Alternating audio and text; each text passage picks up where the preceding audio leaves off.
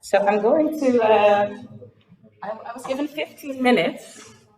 So I'm going to be very fast because what I want to do is give you a little bit of an idea of what we've done so far with GliMR, but I also have a lot of household things to go through. So bear with me, and I'm going to keep an eye on the time. And moderators, do stop me if I'm running over time.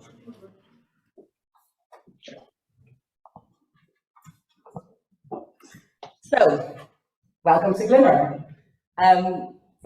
I don't think I need to tell you that we're trying to be a lasting network. And what we're really trying to do is make sure that we improve decision-making in glioma diagnostics or in glioma treatment management. And I know many of you are working to advance the development, but also the application of novel MRI techniques for clinical application. We really want to bring everybody together in our network, so that's also what you will see during the couple of days that we have ahead. We have researchers, clinicians, but I think really nice also a patient section later today, so that's a really nice opportunity. Of course, we're not doing this alone, so Radim, who is moderating, we have Professor Radim Nachalek here. He is, of course, Vice Chair in GliMR with me. And we are a cost action, so I'm going to hint at you already. We have paperwork, lots of it. So throughout every time we ask you something to do something that you feel might be a little bit illogical, bear in mind, we are paid by Brussels. And Brussels, this is what they love, paperwork. Luckily I had checked baggage because this is 40 pages per day that all of you need to sign. I will repeat this often. We have several working groups, and very briefly I'm going to go through them, but I've also posted the chairs. So for most of the working groups, the chairs are also present. So if you have questions or if you want to contribute and you're not doing that already, make sure that you tag these people, because for working group 1, I've seen GliMR, I've seen Gilbert already. GliMR, such, my heart is so full of GliMR. And I've also seen Kira somewhere here, Kira sitting here in the front. And if you need them, of course, you can tackle them here, but they also have their own email address. We have Dr. Camille Maumé and Dr. Cyril Palmet, who are the working group 2 leaders. Unfortunately, neither of them are here. But I do think we have some active members from working group 2 here. Look there! So again, make sure that you flag them as well, or if you have anything you want to discuss with them, they're more than happy to do so. Jan and Vera from working group 3, we of course have. So they've also already been in touch. Vera's sitting here, Jan is sitting here. And you'll see them throughout the meeting as well. And we have Marion here from Professor Marion Smith from Working Group 4, Stakeholder Relations. And we have Patricia and Joanna from Working Group 5, which I think most people also know and been in touch. And of course, we also have our coordinator. So I've also seen Patricia already from the ITC conference grant. So she's sitting there right in the middle. Go. We also have Ruben from the short-term scientific missions. I think he's particularly important to ask anything about if you want to do a short-term scientific mission. Because we still have lots of budget, so please go and find this man if you have questions about that. So we started in 2019. So very briefly, I wanted to go through some of the fun things we've already done. So we started in September 2019 in Brussels. That was our very first management committee meeting, and I think most of the people that are on this picture will also be here today. So that was actually very nice to also be at the head office and see, at least see the people that are constantly emailing me and Fridtjof about all the rules. Then after our first working group meeting, we had our first annual meeting in Malta. You see that here on the right, which is also very nice situation. We already had a lot of SCSMs, or a couple of SCSMs happening, of which one also was made by Fatime, who's sitting there. So she's actually experienced. So if you have any questions about how it, what you need to do to get one, make sure you tackle one of these people as well. I think all of them, they had really nice outputs and really nice experiences traveling abroad for some research. And then I guess I don't have to tell anybody what happened then. So where we are a network that is really funded, to do these kind of things, bring people together. Of course, during the pandemic, this was quite complicated to do. But what I do think is really, really nice that we had a period where we still brought a lot of people together, even though virtually, and a lot of things actually happened. So not only did we still meet, so we had a really nice virtual annual meeting in February 2021. As a side note, what was actually very nice, so that was supposed to be in Lisbon, actually. So we had a really nice organizing committee that was all set to go, and then, of course, nobody could travel. But I guess Porto is the next best thing. Can I say that? The best thing, actually. Sorry, the best city, of course. And then, but slowly later in the year, we could already meet again, and we actually had a really nice virtual, a hybrid meeting. So this is some of us in Brno, and then some of the people who were at that time still present online in the screen. It was a bit smaller of a meeting, but I think still very, very nice. We had a really nice chance to meet and see Brno, where Radim works. So again, a lot of activities. But I think a really nice activity that we also did during the pandemic, which is really also something, Patricia Clement was a very big, had a leading role in this, is generate a GDPR compliant data sharing information video. And it's online, it's on our website, it is there in like 17 languages. I think most of you already know it, but what is really nice about this is that you can very quickly show, and particularly patients or their caregivers, why it is important to share your medical data, but that when it's shared, that there's really a lot of regulations, a lot of safety precautions. So it's out there, it's free to use, it's online. So really do find your local communications officer and make sure that you can share this within your hospitals as well. And then luckily, last year, we were able to meet up physically again. And I think Sarita, I don't think I've seen her just yet, but we had a really nice training school on artificial intelligence and neuro-oncology in Dublin in July last year. And then, of course, I think most of you were also already there in Turkey, our annual meeting last year in September. I unfortunately couldn't be there because, well, I was 2 weeks before giving birth to my son, who is actually upstairs now. I hope he's sleeping for the sake of my mom. But it was a really nice meeting. I think there was also some science, but I did see a lot of pictures from slides and beaches, but I'm sure there was also some science. And the reason why I'm sure there was some science is that I think we can be really proud also that there was a lot of scientific output already in terms of bringing us together, but also generating a lot of papers, a lot of position statements. So here are some examples. There's a really nice review, a systematic review by Jan and Working Group 3, Jan Working Group 3. That was actually published in a special issue that we had. So we had a special issue as our network in Magma.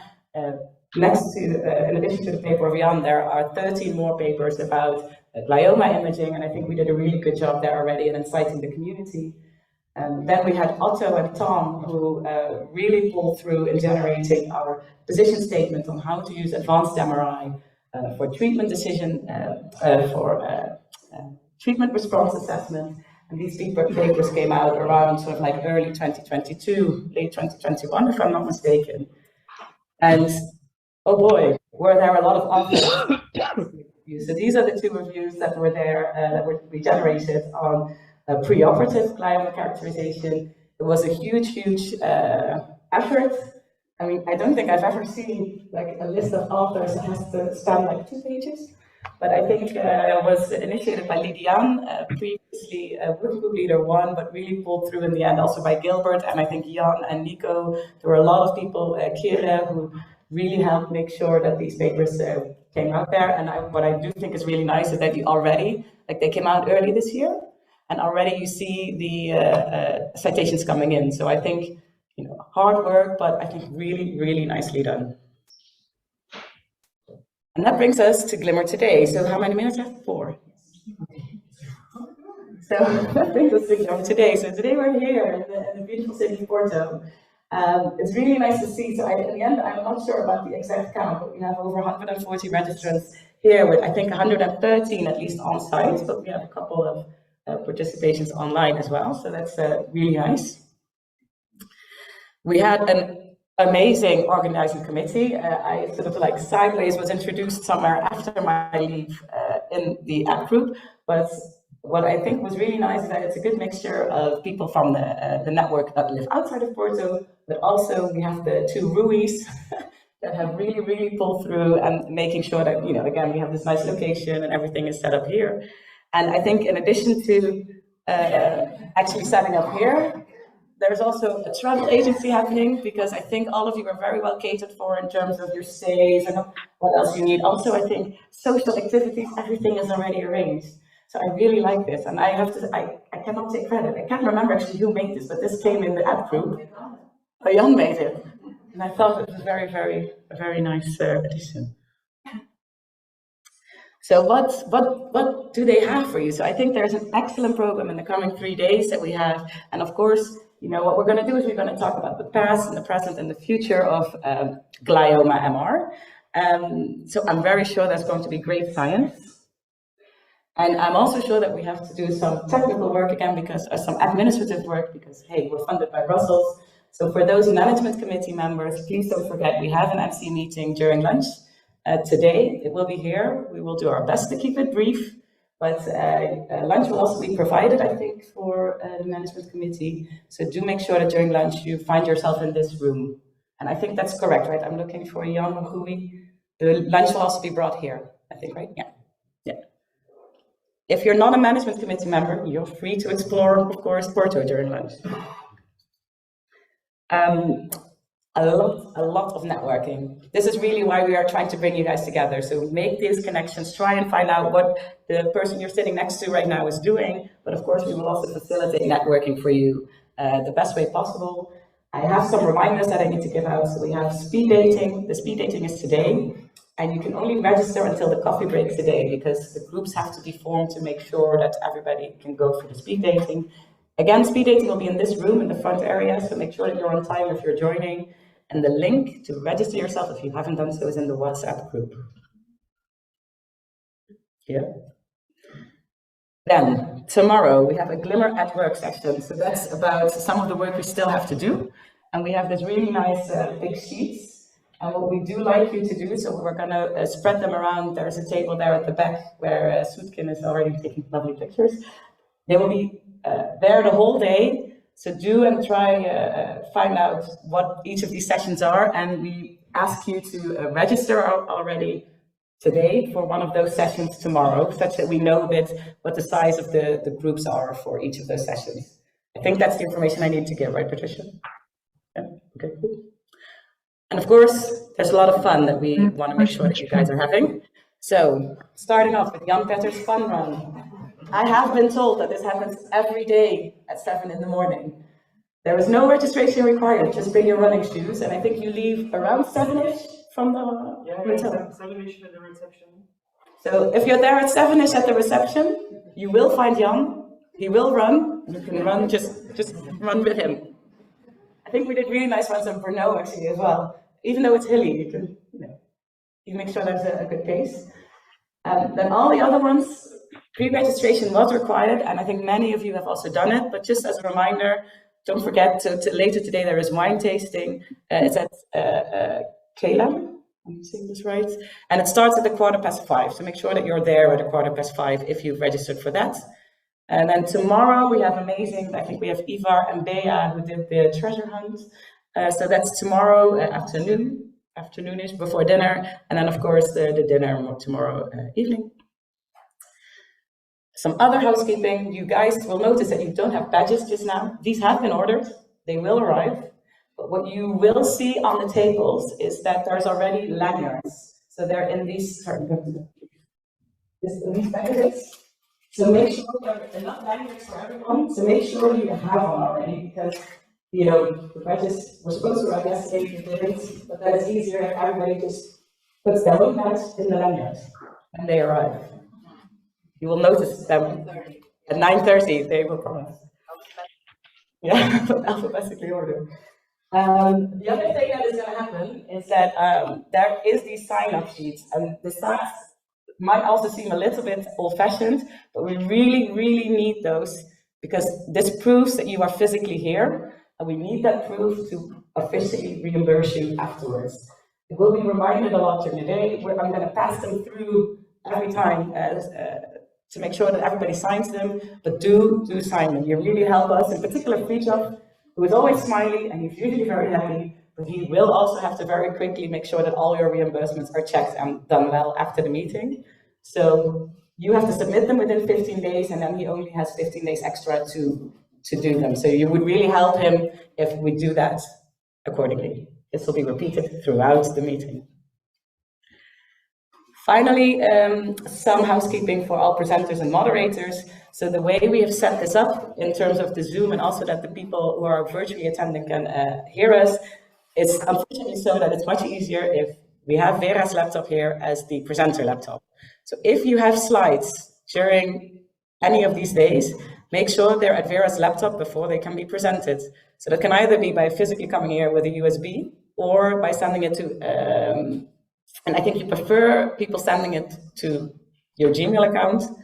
So it's here as well, but again, do find us if you need that email address later on. And then for all moderators, if you can bring your laptop, you can bring my laptop.